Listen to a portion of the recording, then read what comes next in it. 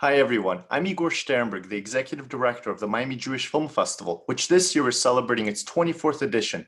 Thank you to our audience, both near and far, for joining us for this virtual conversation. We're thrilled to have legendary comic Howie Mandel and director Barry Avrich join us for this discussion. Howie, Barry, we so appreciate you for being here and for producing this delightful and quite personal film. Barry, I'd like to go to you first, and Howie, feel free to jump in. Barry, can you tell us how this film came together? Did you approach Howie? Did Howie approach you? What was the courtship like here? What were the behind the scenes factors that kind of aligned the stars to bring you two together to make this film? Of course, I knew of Howie being a fellow Canadian, and I could not believe that there had not been a documentary made on him. And so when I approached the network in Canada to start this process, they said absolutely. And we had worked together on a couple of other projects, the Canadian version of the Oscars, the Canadian Screen Awards.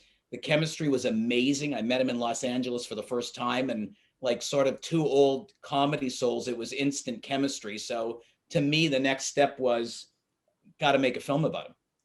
Nothing says friendship like doing a documentary about your good friend. But the truth is that, first of all, I didn't know Barry before I worked with him, but having worked with him, and I'm not talking about on the documentary, the projects we did before that, Canadian Screen Awards and other things, we started hanging out together, we became friends. And I'm a huge fan of his entire collection of work. Has been mesmerizing, and I think I've caught up, Barry, and watched almost everything you've done, which was truly amazing. And with never a thought to do my own. I would never, and I don't think most people who have documentaries go to people and go, this is a good story, tell my story. In fact, it was the opposite for me. I don't think I'm worthy of a documentary. I didn't, it seems like it's like the biggest honor you can have is somebody documenting, your life's work and your life. And I didn't think I was worthy of that, nor did I believe that anybody was interested in that. But Barry assured me, and I put all my trust in him that he would do a documentary on me. And anybody who knows me knows that beyond my stand-up comedy and appearances and hosting, I mean, if you had to describe Howie Mandel in 3 words, I would imagine that one of the 3 words would be germaphobe. And that being said, when I finally acquiesced and said, hey, let's go do this documentary, lo and behold, there's a world pandemic. It seems so ironic, so funny, so serendipitous. But this guy, Barry, plowed through a worldwide pandemic and documented, a world-renowned germaphobe. Like I thought it was like a joke on me.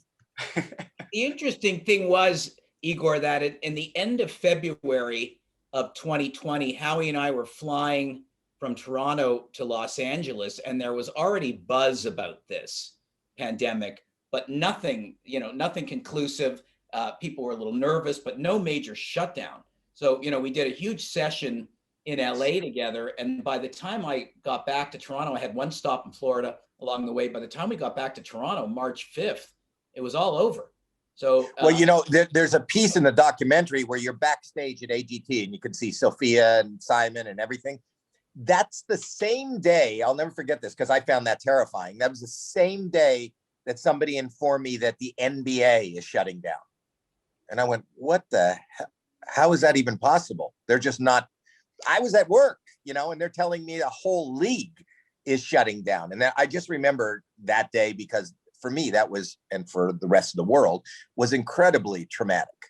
Well, so to Howie's credit, we started to experiment because I had to finish the film. We had a release date. So we experimented with Zoom, as everybody was. Really, it made sense because how could this film about Howie Mandel have a shutdown in the middle of the pandemic? It's so insane. So the Zoom stuff made sense, but I really didn't love the quality, especially when we were getting into more of the intimate, serious moments of Howie's life.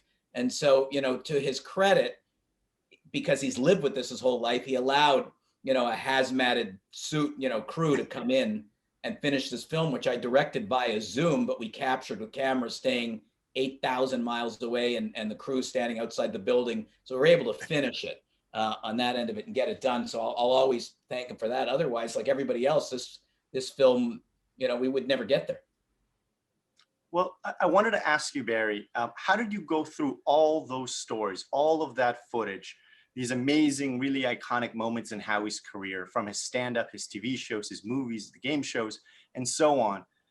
How did you go and pick what to include in the film, what to exclude in the film? Like, what process or editing methodology did you use in trying to tell the story of the life and times of one Howie Mandel? It's suddenly he's suggesting another title. We have a title for the film already, so it's not going to be The Life and Times. It's a very difficult process in editing films. I mean, I'm close to, if not 50, 52 of these documentaries. The editing and the selection of material is impossible. Generally when Howie does an interview on a talk show, it's a 3-minute segment, a 4-minute segment. So this, I'm lucky that we have 90 minutes, but it's an entire life. And so including all the interview footage, 30 hours of footage, then his entire life and all the archival, it's painful. But for me, I almost take a military approach. We look at an entire wall with little index cards from every aspect and soundbite of his life and look at the rhythm and the 3 acts. Where's the tension? Where's the drama? Where's the comedy? How do you open? How do you close? And find those moments in there. But it's very, very difficult. The first cut is always 2 hours, 3 hours. It's too long. So then you start slicing and dicing. And there's certainly great moments of his career that, never make it into the film. And I always get that plagues me as a filmmaker for my entire life. Why didn't you include this? Why didn't you talk about that? So you try to get in everything and get the whole story through. It's not easy, especially with Howie, because there's so much great performance, and even his own style evolves and changes from the beginning to the stand-up that he's doing now. But I had the great luxury of, he allowed me to follow him on several dates and film him doing stand-up and watching. I mean, his real magic is my father always said to me when I was 8 or 9, we go to movies, he'd say, watch the audience, not the film. And I love doing that. I love watching the audience and not Howie. And that particular thing was seeing how the joy and the craziness of the unexpected line and where he takes you. But the real thrill for me is his ability, and all his documentaries, not just this one. I think that's the secret of good documentary, manufacturing. And even though my name's on it, as it's me, it's with the same stories and the same moments and the same interviews, it could turn out to be a piece of trash.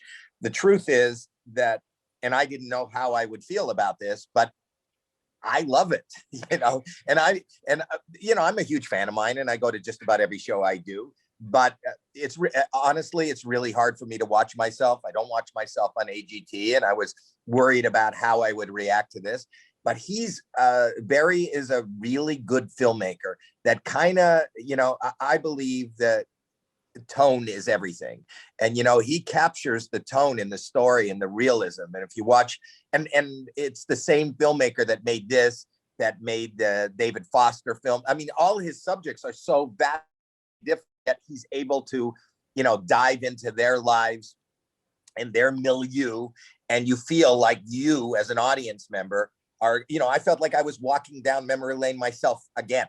And remove, it didn't feel like me when I was looking at some of the older stuff. And I think the best compliment that I can give Barry is that I love it, because I don't love anything that I'm in, and it's actually pretty interesting to look back. This means the world to me, and you have no idea, Ira, because first of all, let me say 2 things. This film came at the right time for me in that, you're coming off of a film about a 99-year-old Nuremberg prosecutor, very, very heavy in prosecuting evil, very, very tough. A film about, Harvey Weinstein and Me Too. And so to get lost in Howie Mandel's world was just so fabulous for me. And also as a filmmaker, when you follow him, the world, just becomes Howie Mandel's world, this unscripted thing, like bringing him to a synagogue on a Saturday where an elderly woman is trying to get in, hanging on the door because she's lost her wallet, and then looks at him and says, wait a minute, my daughter was supposed to go with you to a sweet 16, but I said no. I mean, where else could this happen? And the same thing in going to his high school where they happen to be having a basketball game and he's sitting on the bench and the kids turn around, the whole game gets shut down because he's there. This is what happens when you travel with him. It's the best. I'm just curious, Barry, what was it that you learned about Howie and his life while being on the road with him and spending so much time with him? Who is the true Howie Mandel?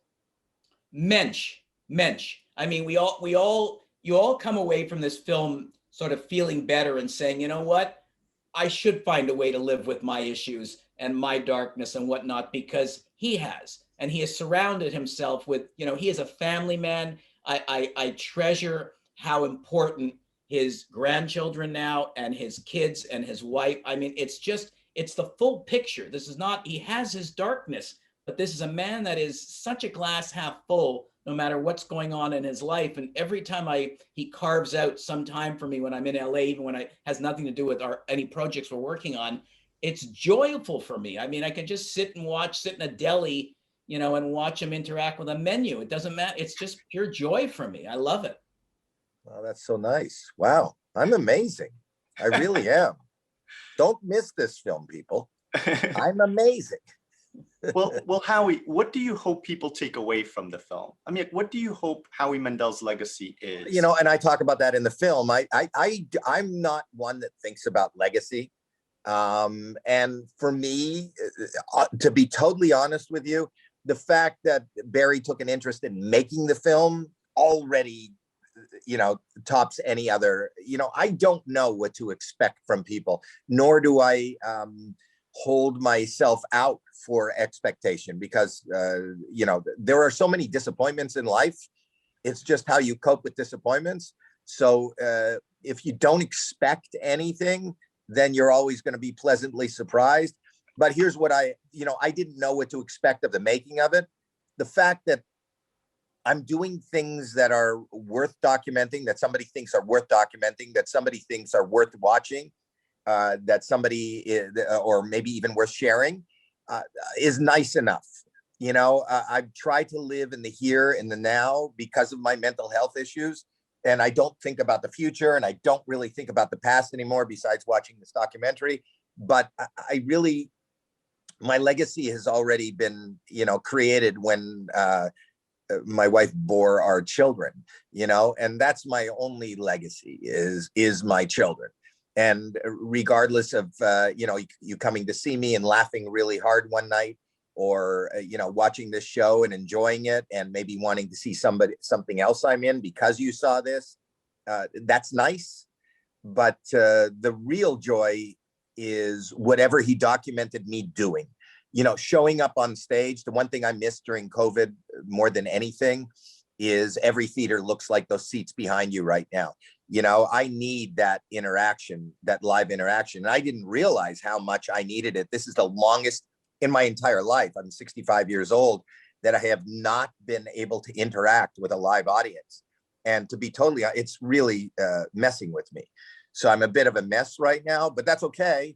I know there's light at the end of the tunnel. I've been vaccinated, and I hope to get out and be in front of people. And I can't right now, but you can watch what I love to do and what I have done and my journey in this movie.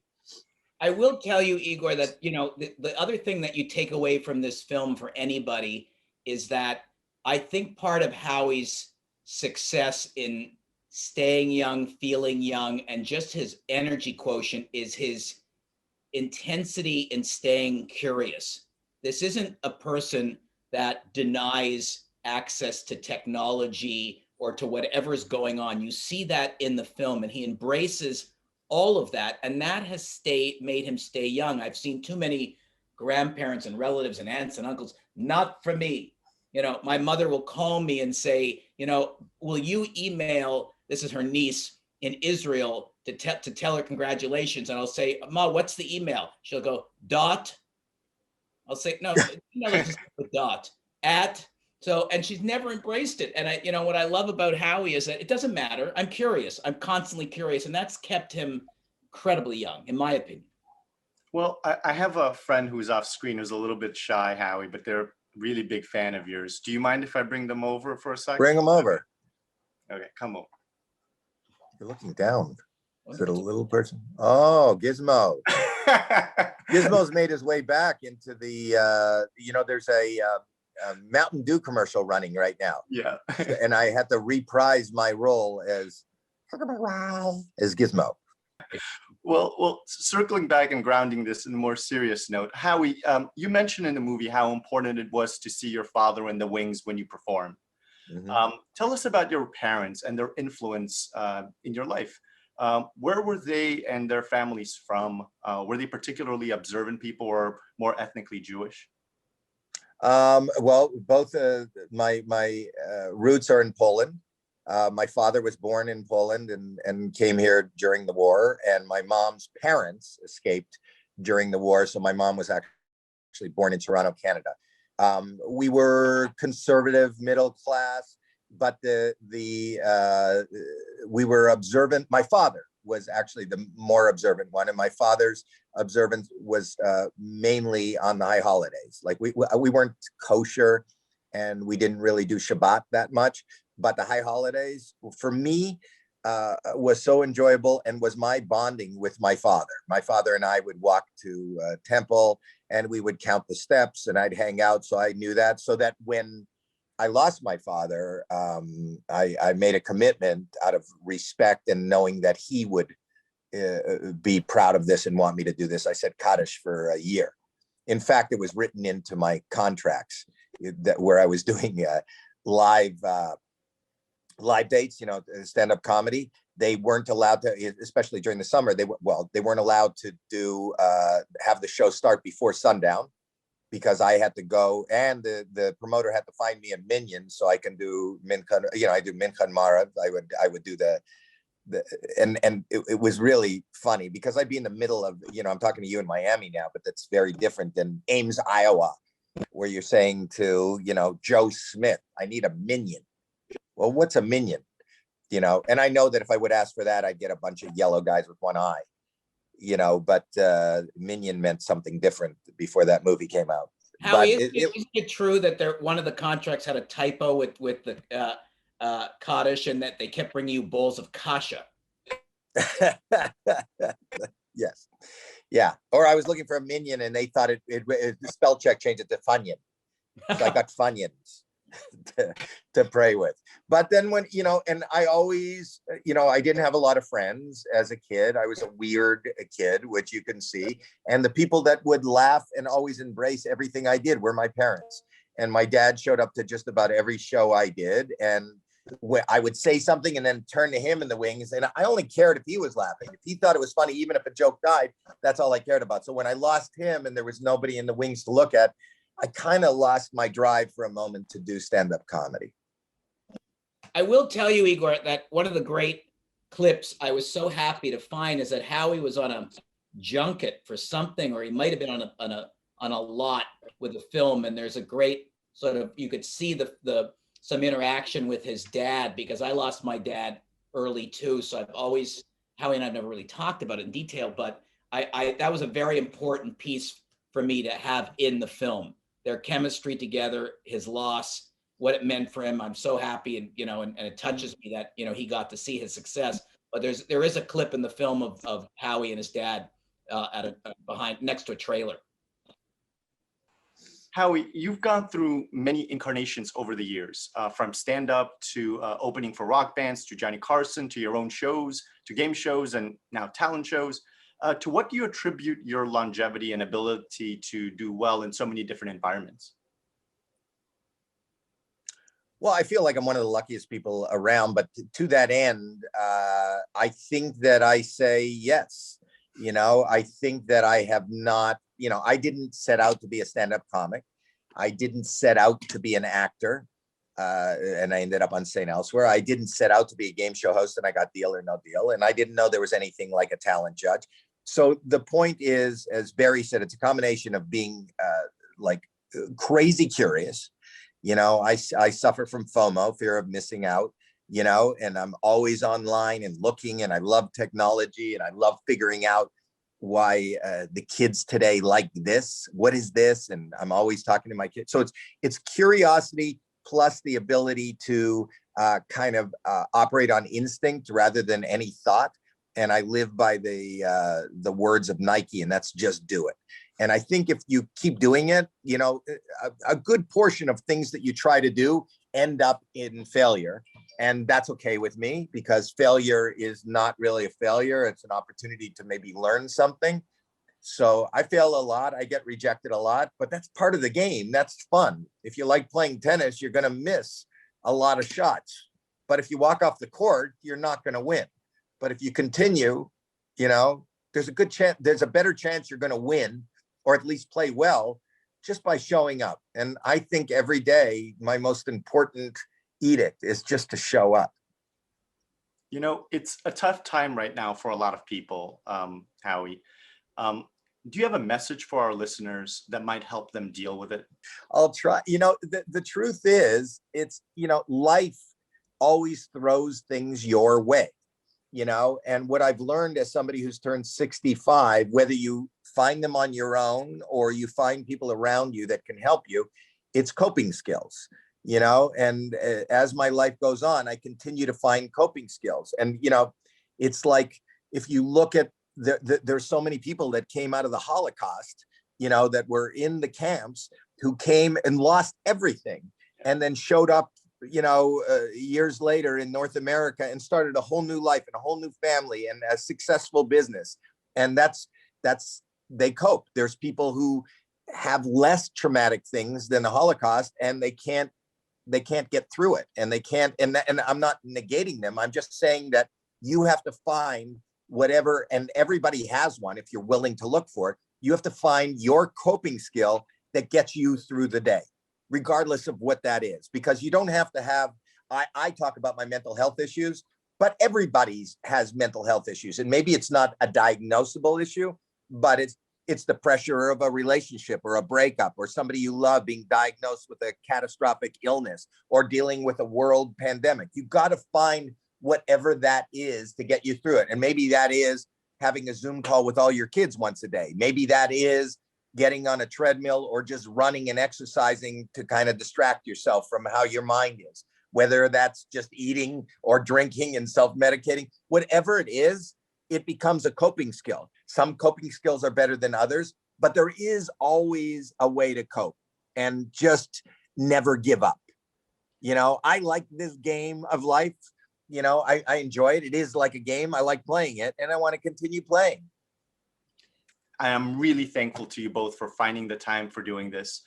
Thank you, Howie. Thank you, Barry, for sharing your film, your stories, and for being so open and generous with yourselves. On behalf of everyone at the Miami Jewish Film Festival, we truly appreciate you and wish you all the very best with the film and only continued success.